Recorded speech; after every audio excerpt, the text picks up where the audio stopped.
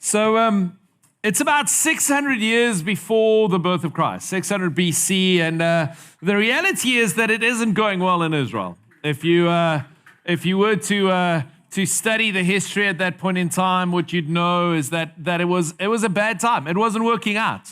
Quite frankly, Israel had some previous glories. They had some amazing glories. They, had the whole thing with the Red Sea, conquered the world power of the day in a moment. God did that. They had all these moments where God really did some cool things. If you look through the story of Israel, you've got the conquest of the promised land. You've got this amazing expansion under King David. You've got King Solomon building the temple. You've got all these great things happening. And then you get to 600 BC, and the only thing that is happening is trouble and toil. And everybody's dissatisfied and upset. And it just isn't as great as it used to be. Everybody's speaking about the good old days, but the current days are just not quite that great. In fact, Israel is split into two different nations ruled by different kings. You've got the northern kingdoms, 10 tribes together, and then you've got the southern kingdoms, 2 tribes together. The northern kingdoms have actually been conquered by the king of Assyria and taken away, so they're not even Israelites anymore. So you've got 2 of the 10 tribes kind of holding on to something of a remnant of the previous glory, and that is the state of Israel around 600 BC. It's in the midst of this that a prophet arises. His name is Habakkuk. And Habakkuk, the prophet, by the way, I'm going to be very self-conscious about this word today. And I'll tell you guys why.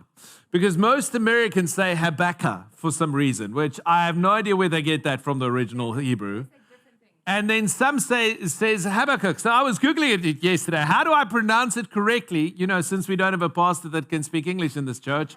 How do I pronounce this correctly? And then it messed me up entirely, okay? So I'm just going to go with some weird, unique pronunciation of the name.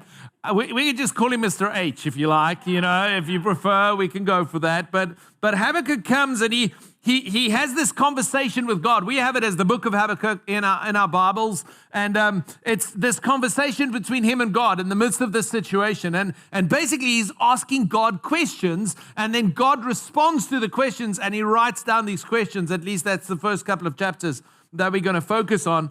His second question gets interesting, right? So his second question he asks God is Hebrews chapter 1, verse 13. And this is the question he asks God. He says, "You who are of purer eyes to see evil and cannot look at wrong, why do you idly look at traitors and remain silent when the wicked swallows up the man more righteous than he?" I know that has cleared all your questions up about the book of Habakkuk right there. It's a confusing question, right? But let me explain to you, okay? If you read the context of the scripture, this is what you'd find. He's essentially asking God this question. He's saying, God, if you are God and you are pure and you are holy, why are you allowing an unholy, a bad Assyrian king to come along and conquer the northern kingdoms? Why are you taking one less holy?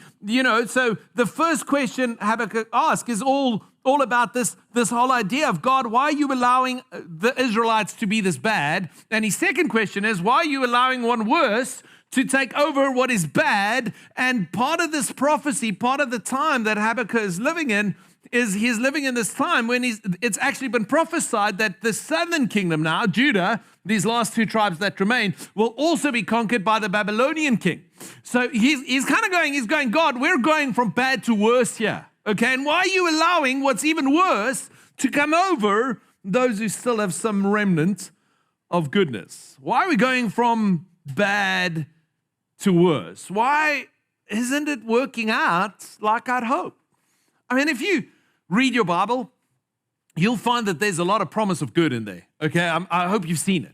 And for the Israelites, there's all this promise. In fact, when Adam and Eve messes up and God speaks to them the first time, that's the first time that he promises that Jesus would come, right? And then all the prophecies and all the things, and he calls Abraham and he says, I'm going to give you a land, and he does a miracle, and he says, but you ain't seen nothing yet. Jesus is going to come, and every knee will bow, and every tongue will profess, and all these prophecies about the Messiah to come. So here's Habakkuk, he's looking at this. He's saying, God, you've promised us all these good things, and now life is a total mess. This doesn't add up.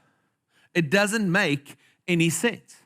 So for a long period of my life, Karen and myself did youth ministry, okay? So we did youth ministry, and we had this one exercise that I particularly loved that we would always do with the young people when we took them on camps, right? Is what you would do is we had these plastic pieces of material that we would put on the grass, and you would find a little hill, right? Just a little bit of an uphill, okay?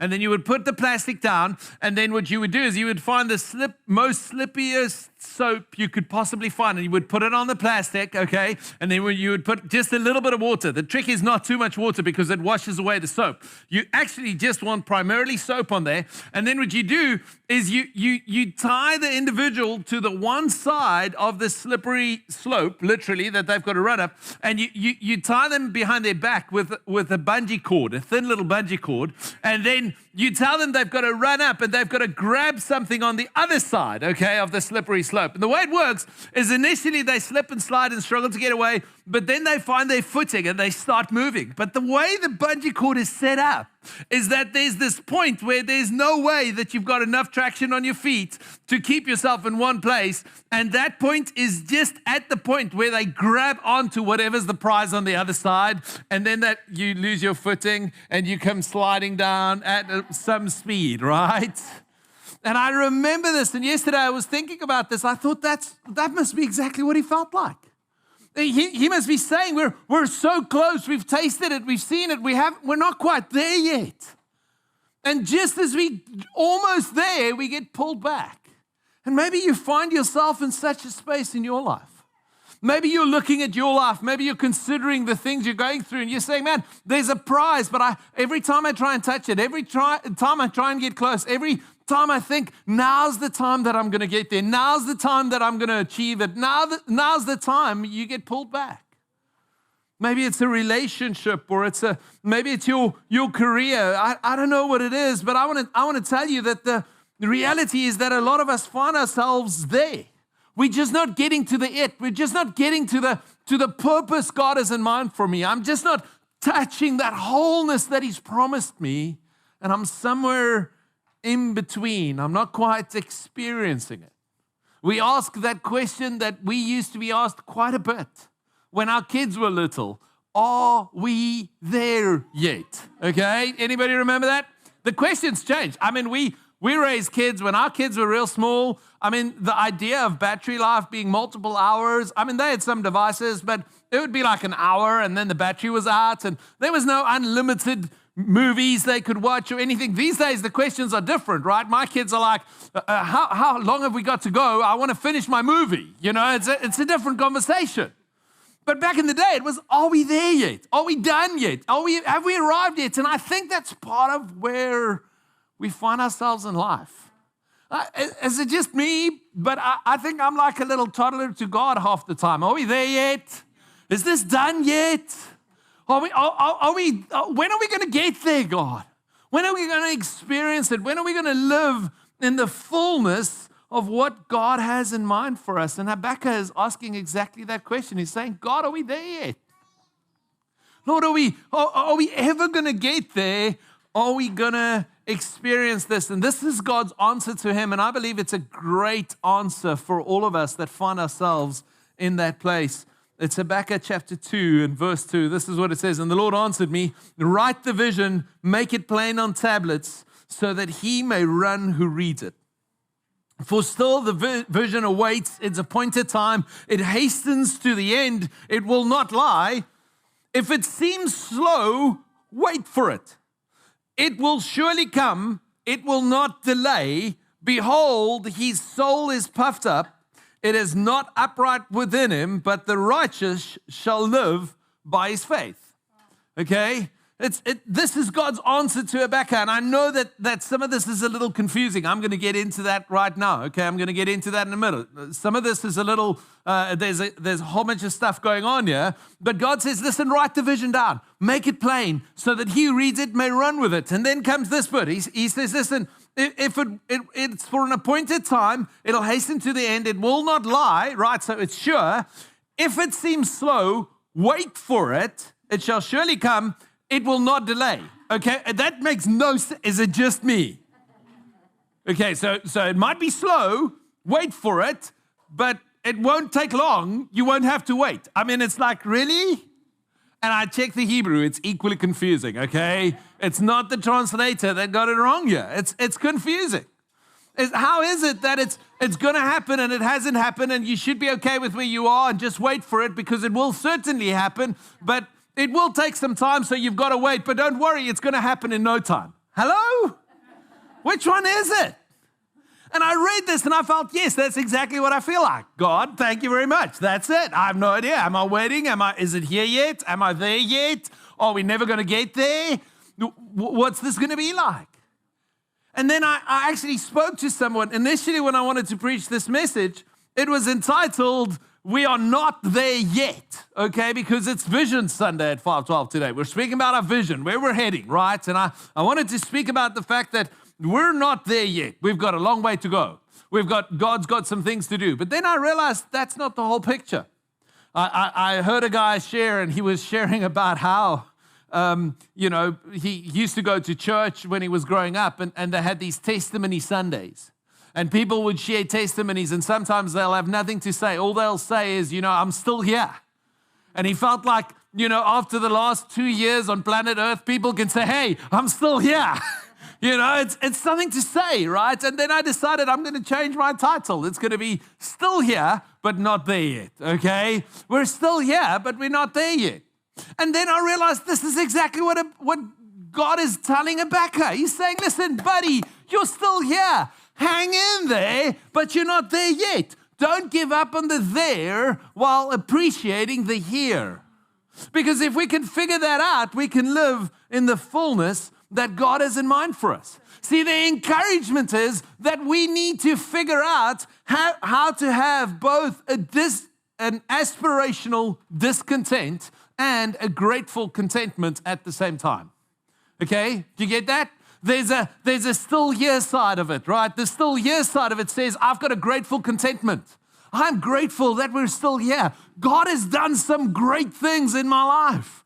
God has done some incredible things in this church. He has brought us this far. We're still here. And if I'm not dead, then God's not done, right, Stephen? Okay? If I'm not dead, then God's not done. I'm still here.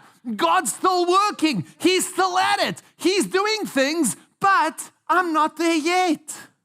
I still have this aspirational discontentment. So there's a complete contentment and discontentment, and sometimes these things war at one another, and maybe you're listening to me today, and your life is at a space where the aspirational discontentment, right? You've got aspirations, you've got dreams, you've got desires, but they're just so far, and it's overcoming your thinking, and you've lost your grateful contentment in the moment because you're stuck in the aspirational discontent.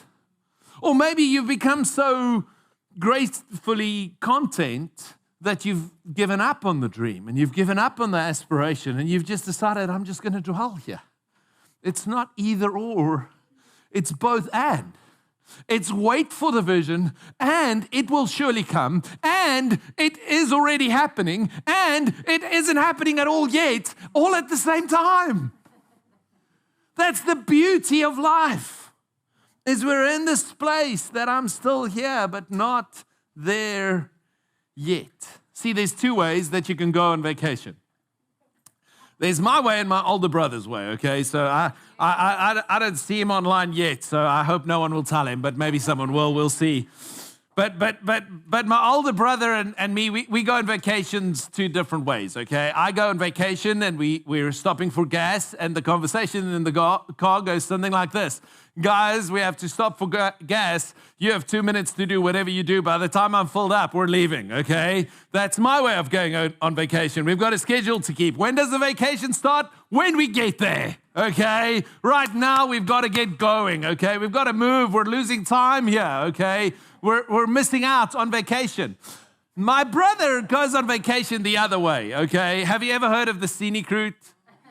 Well, he finds the scenic detour of the scenic route, and then he finds a store there, and then he's got to go through the whole store. And, you know, it's ridiculous. And if I speak to him about this, and when we have to go somewhere together, he always tells me this. He says, the vacation starts when you leave home.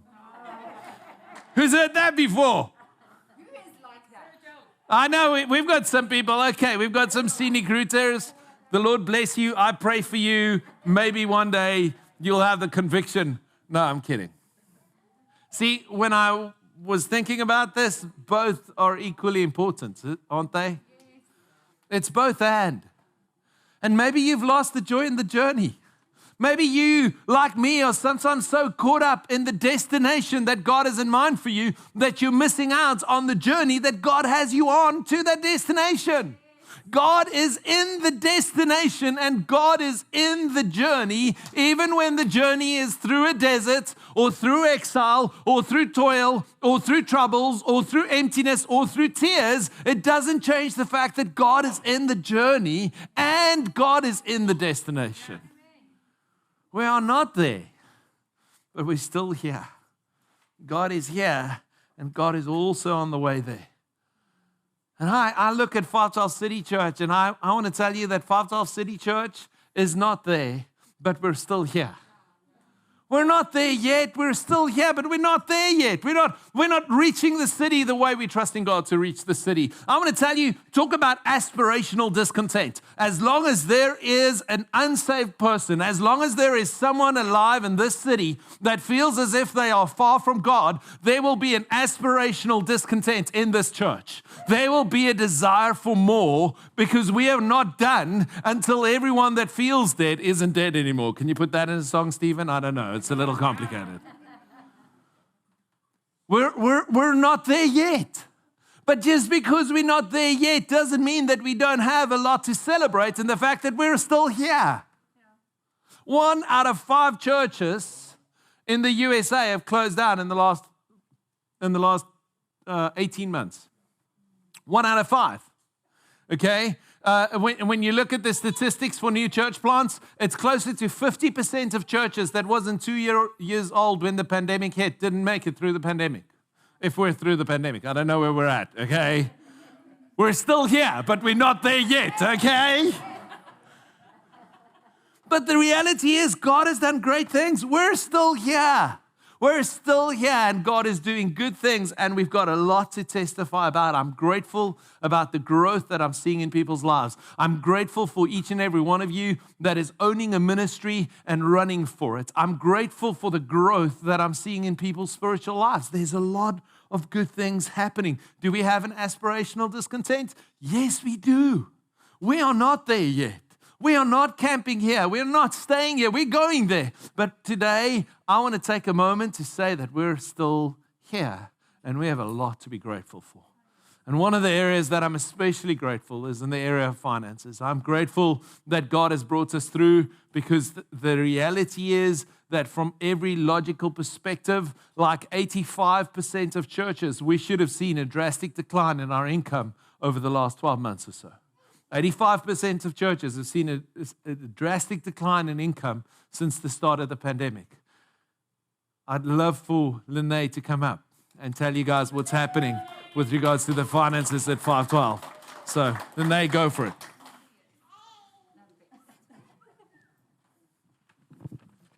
Hello. I'm here to give you a high-level overview of our finances, and don't worry, I'm just going to do this in just 2 slides, so that's all we have to do. The first slide is a snapshot of our giving income over the last few years, and since I'm here to talk about money, it's a good thing that that blue trend line is going up and to the right. Now, I didn't say how slanted that line is, but the fact that it is slanted at all, going up and to the right, is incredible during this pandemic. That's exactly what Jurie was just speaking to. The fact that it's moving that direction, we're trending in the right direction during COVID. It's amazing, and just praise God for that. The green bars represent the monthly giving to 512. So just that sea of green there that you see, all of that green represents each of your faithful giving to 512 over the years. So just thank you so much for each of your individual gifts. We are so appreciative. You'll see some peaks and valleys in that data. So some months are better than others, and we appreciate it whenever you're able to give consistently and help us out. I'm sure there's some of you engineering types in the room who are kind of wondering why there aren't any numbers on this graph. Not you, no. Which is a great question, actually.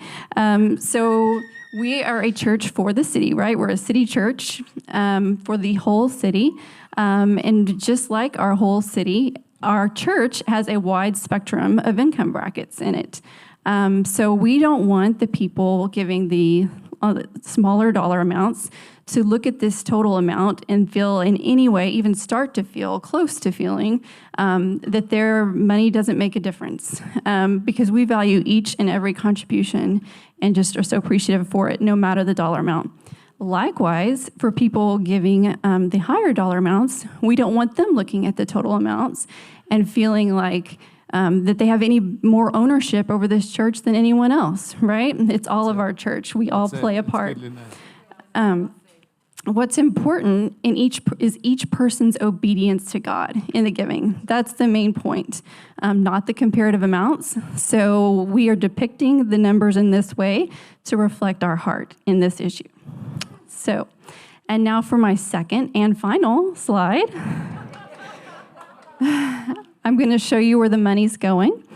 You'll see here 2020 and 2021, and you'll see three buckets, three practical buckets. The orange represents our venue, right here, administrative and infrastructure expenses. The blue represents salaries and payroll taxes for our pastors, and the green represents our ministry and outreach expenses.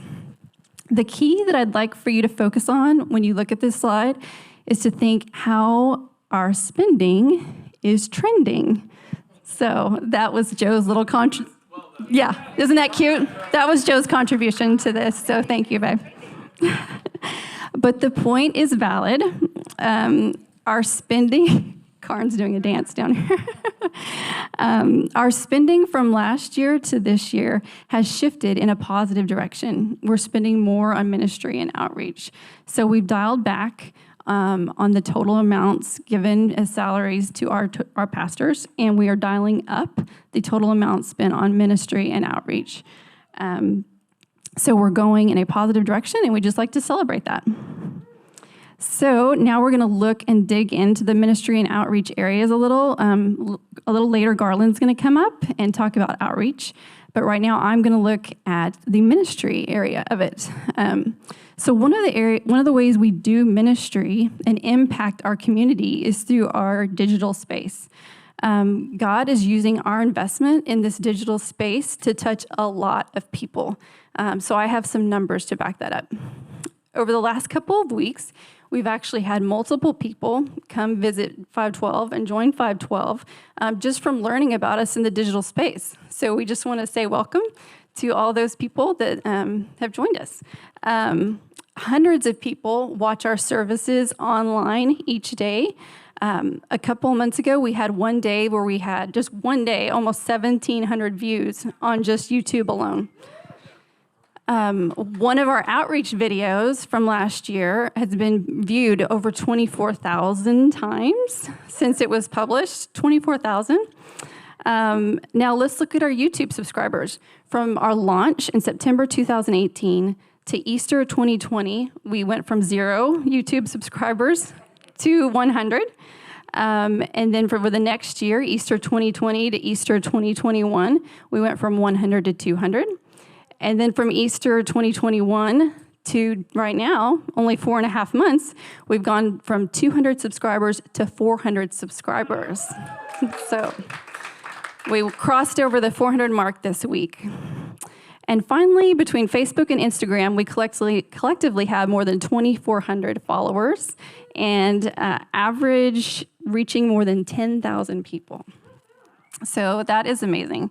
And this is just one of our ministry areas. I know each of us, including myself, could give huge, long testimonies of all the ways God is working through each one of us and impacting our lives in huge ways. So give it back to Jurie. Hey.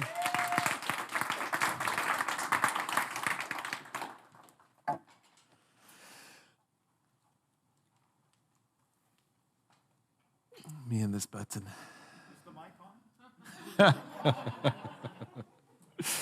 I'm so grateful for our elders, and in particular Lene that manages the finances with the elders. We are deeply grateful for a great group of elders that is stewarding all of this and looking over all of this. And I'm grateful for every single person that has been obedient to God in their giving, that has obediently responded to God in giving. 512 City Church will never put an obligation on anybody to give anything. My only encouragement to you is continue to pray and ask God and respond in obedience to Him.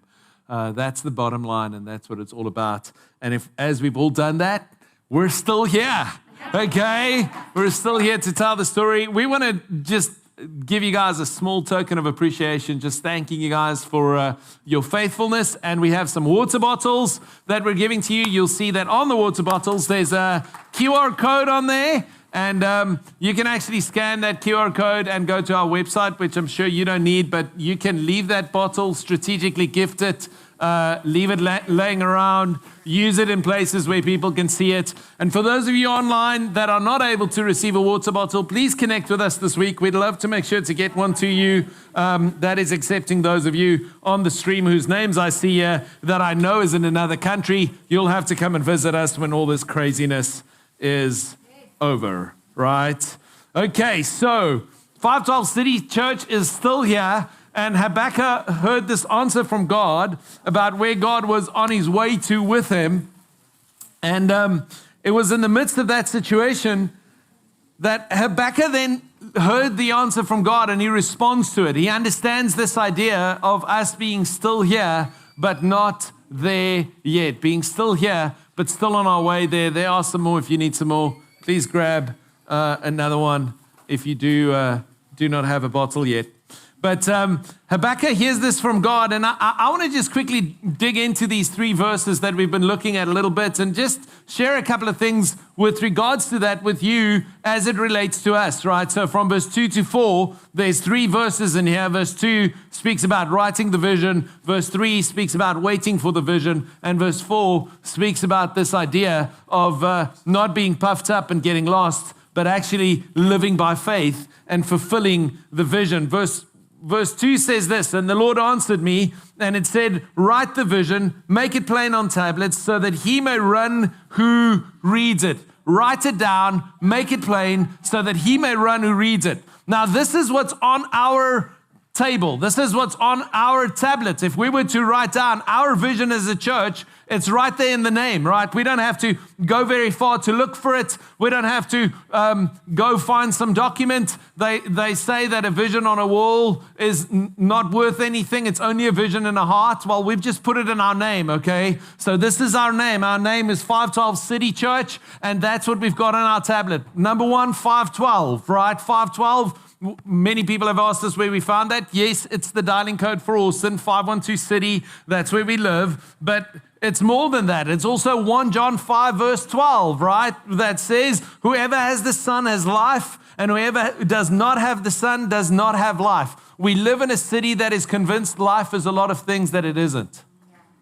We live in a city where a lot of people think they have life, but they do not have the Son, and therefore they do not have life. And that's why we are here to bring the life of the Son. So what's 512 about? 512 is about Jesus, okay? That's our vision. Our vision is that people would find life in Him. But we are not only 512, we are 512, and the second part of our name is City Church. That means we're a city church. It means we are a church for all of the city. You might have been part of or heard of community churches. I think that's amazing. They're in a community, they're in a neighborhood, and they're all about that neighborhood.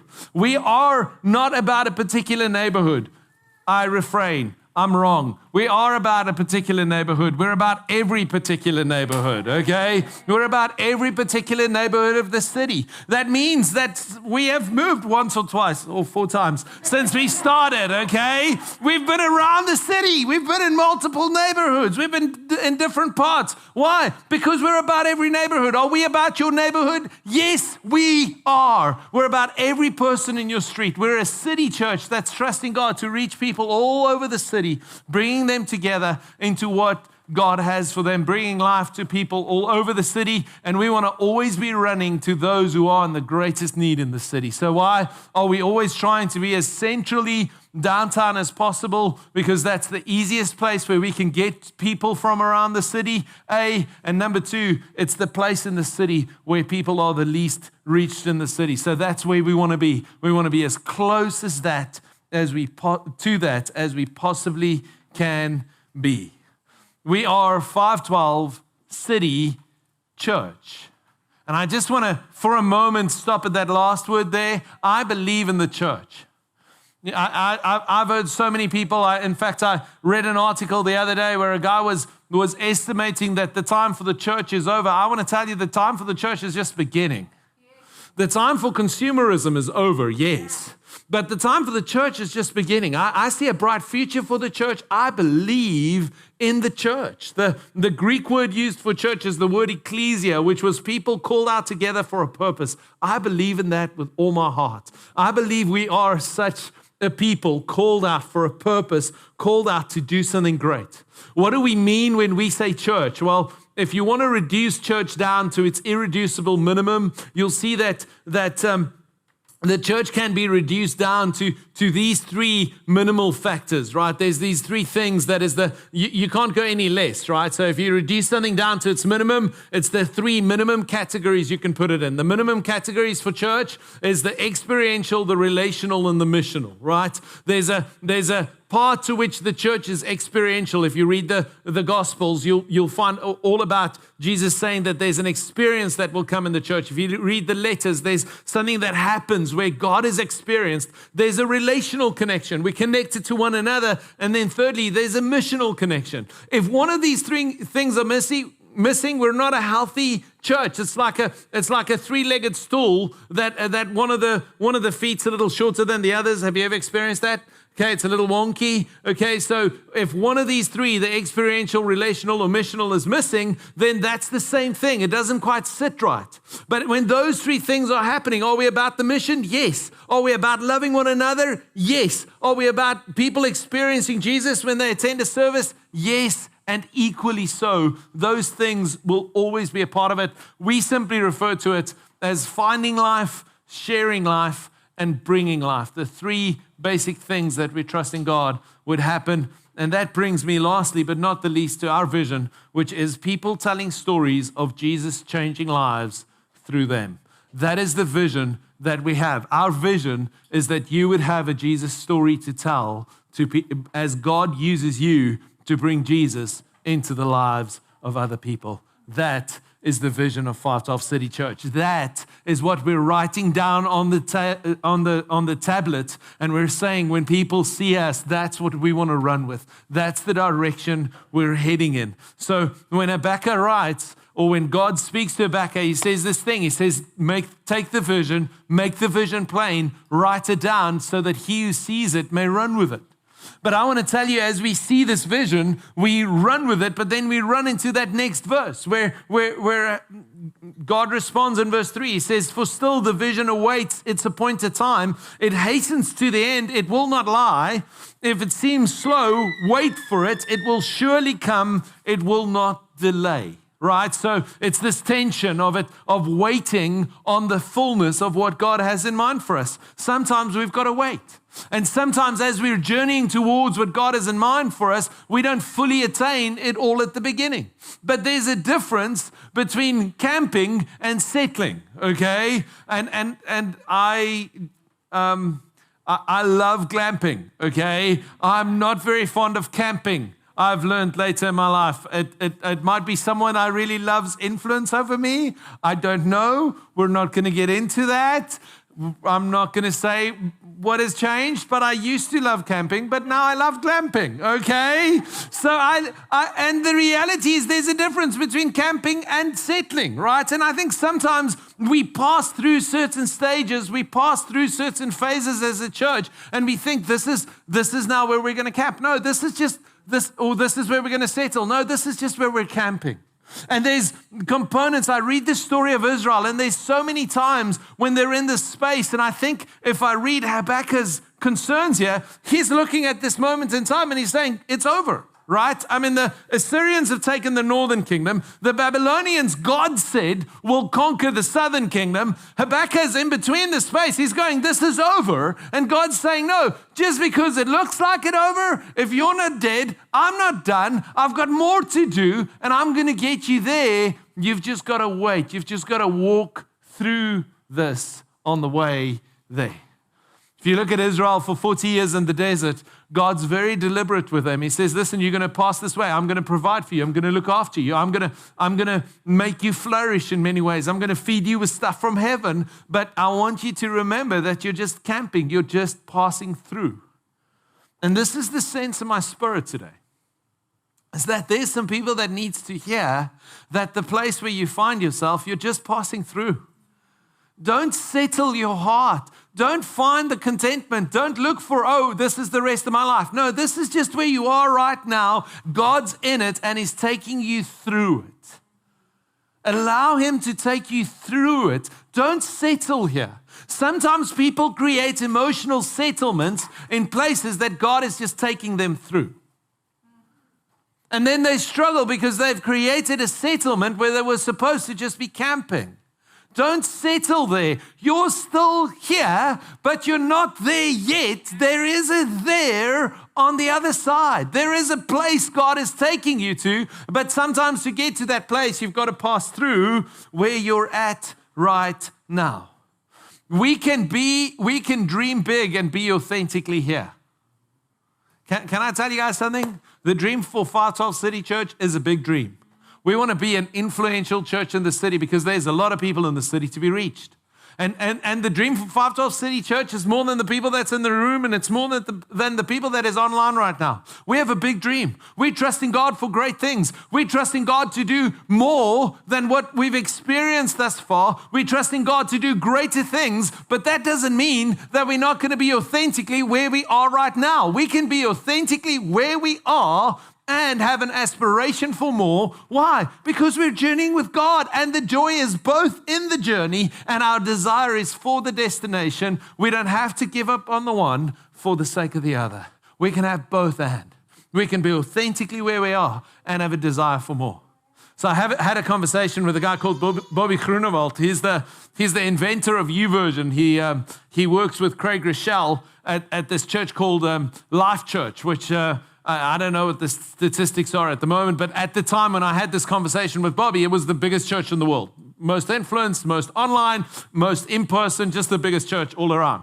So I had this conversation with him, and I said, tell me from a large church perspective, how do you guys think about this? And he responds, and he kind of grinned. He said, we're not a big church.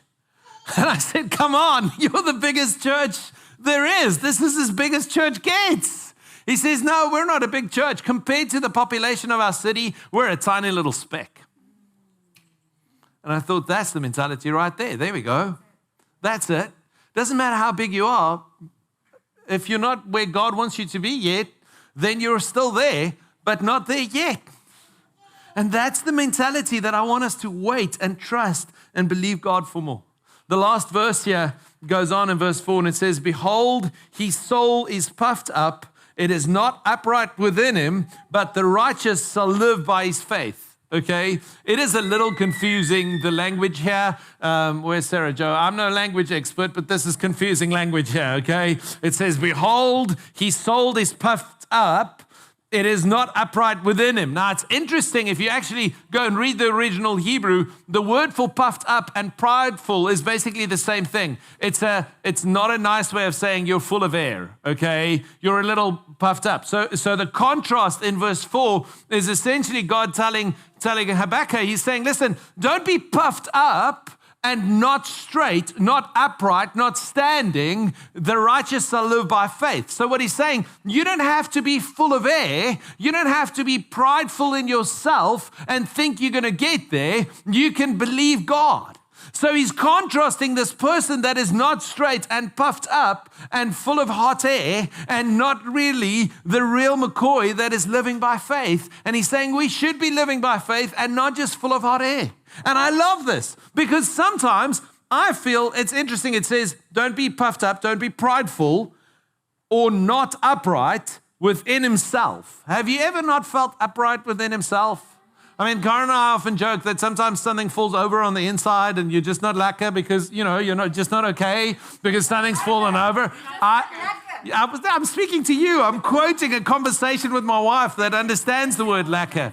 The word lekker is the Afrikaans word for nice, good, and everything else, okay? It works for anything, okay? But the reality is sometimes you feel as if, have you ever felt as if you're not upright in yourself? Have you ever felt as if you've fallen over in yourself? So this is what God's saying here. He says, listen, the prideful that are all full of hot air, they sometimes fall over in themselves, but the righteous shall live by faith. And I reckon this is the point of Jesus or what God is saying to Habakkuk in the scripture. He says, Habakkuk, just remember, we don't live by our own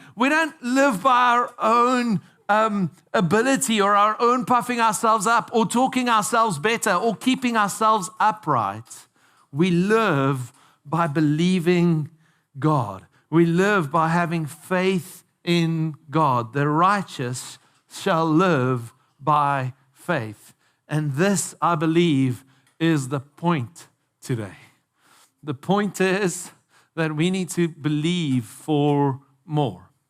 If I take these two concepts, if I take the one concept, remember we said, I'm still here, but I'm not there yet, right? So still here refers to the fact that I have a grateful contentment for how far God has brought me, but not yet there means that I have an aspirational discontent. So I am gratefully content and aspirationally discontent at the same time. If we do the math and we take grateful contentment and we add to grateful contentment aspirational discontentment, can I tell you what you end up with if you have both those things? You have a desire for more than before. You have the ability to put one foot in front of the other. Because yes, are you content for what God has done this far? Yes, you are. Are you grateful for the good things God has done? Yes, you're super grateful for the good things God has done. But at the same time, you are discontent with the fact that you're not there yet. So you're not settling. You're not saying this is enough. You're not saying I'm going to stay here. You're saying I'm going to address this. I'm going to get up. I'm going to believe God. I'm going to run towards what He's got for me. You're going to go having grateful contentment and aspirational, visionary discontentment. You're going to bring them together and you're going to trust God for more than before. You're going to live by faith. If you want to know what 512 City Church is going to do for the next season, we're going to trust God for more than before. We're going to live by faith. We're going to respond to God. We're going to respond to what God is saying. If you want to know what I'm trusting God for in your life, I'm trusting God for more than before. If you've taken some steps, my prayer is that God will do more in your life. Are we suddenly going to just get to that vision or that goal in the end overnight? No, it's going to take time, but we're going to do more than before. And are we suddenly going to be a church that's going to impact the whole of the city overnight? No, we're not. But we're going to do more than before. We're going to be grateful for the fact that we're still here. God has brought us here, but we're not there yet. And what we're going to do is every day of this year, every Sunday, we're going to trust God for more than before. We're going to trust God for more prophetic words than before. We're going to trust God for greater impact than before. Are we suddenly going to have an online reach all over the world? I have no idea. But I'm going to trust God that whatever reach we have, that next week we'll have a greater reach. And the week after that, we'll have a greater reach. Is your entire street suddenly going to come to Jesus? I don't know. I have no idea. But I can trust God for the next neighbor and then the next neighbor. And whatever it is, may it be more than before. May God do more than before. May we not settle where we are, as grateful as we are for how far God has brought us. We're not there yet. And while we are not there yet, we will look to the God that has brought us this far to take us further, and we will trust Him for more than before. If you're struggling in your marriage right now and you're in a space where you look at what it's become and you're saying it isn't quite what it should be, we're not where we're supposed to be, I want to tell you, you're still there. You're still hanging in there. We're having this conversation, and I want to tell you, if you're not dead, God's not done. Right, Stephen? Where are you? Prayer guy. I've picked on you today, haven't I? Do it. What are you going to trust God for? For everything to be better tomorrow morning? If you have faith for that, you pray for that. But I'll tell you what I'll pray for, is I'll pray for more than before. I'll pray for a step in the right direction. I'll pray that little by little, God is going to restore that marriage. If you're not there with regards to the career that you're trusting God for, or the bottom line you're trusting God for, if you're not there with regards to the dream that God has placed in your heart, if you feel as if you have an aspirational discontent where the dream of God is bigger than your current reality, I get it. And I know that it might happen tomorrow, it might happen in 10 years, but can I tell you what I'm trusting God for is I'm trusting God for more than before. I'm trusting God that next month you will look back and say, I'm still here, but I'm not there yet. I'm one step closer to what God has in mind for me, though I'm not there yet. If you're in the greatest emotional desert of your life, I want to tell you that my prayer today is not that it'll suddenly go away, but I pray that you will look back a week, a month, a year, 5 years from today and say, I'm still here, even though I'm not there yet. I want to tell you, God has for us as a church and for you as an individual more than before. Amen. And all you need to do in responding to obedience to that today is simply take a step, believing God for more than before. Lord, we want to step out on the waters of faith today. Yes, Lord. God, we want to believe you that you have greater heights for us. And Lord, sometimes we need to walk over storms. Sometimes we've got to make our way over stormy waters. But Lord, you are the God that is calling us out into more. Lord, there are greater visions ahead. There are greater times ahead, Lord. Even for Rebecca, as he heard these words, he had no idea how all of this made part of your plan for salvation that brought Jesus to earth, that brought us together here, the author and the finisher of our faith. It was already happening in that moment. You were constructing it already. But God, I pray that as Habakkuk understood and he grasped something of believing you for more than before, Lord, I pray that we will step into this year, into the season that lies ahead for this church, Lord, with a desire for more than before. Lord, I pray for every person within the sound of my voice. God, I pray for those who have been caught up in a contentment that has them settling down and just buckling the hatches and saying, this is it. I'm not going any further. I've had enough. I'm just going to do this. I'm just going to settle here. Lord, I pray that they will be stirred with an aspirational discontentment, Lord. Wake them up to the more that you have for them, God. Lord, I pray for those who are discouraged by a dream that is bigger than them, Lord, that is looking at that and thinking, I can never get there, Lord God. I pray that you will remind them that they are still here, that you still have them on the path and you have them on the way, and you that are able to cause them to wait is able to cause them to see that dream and see that fullness as they believe you for more than before. Lord, I pray that we will have the faith to get up on the boat, step up on top of the provision that you've given. But Lord, that we will not stay there, that we will step out into the waters. Lord, that we will step out towards the not there yet that you have ready for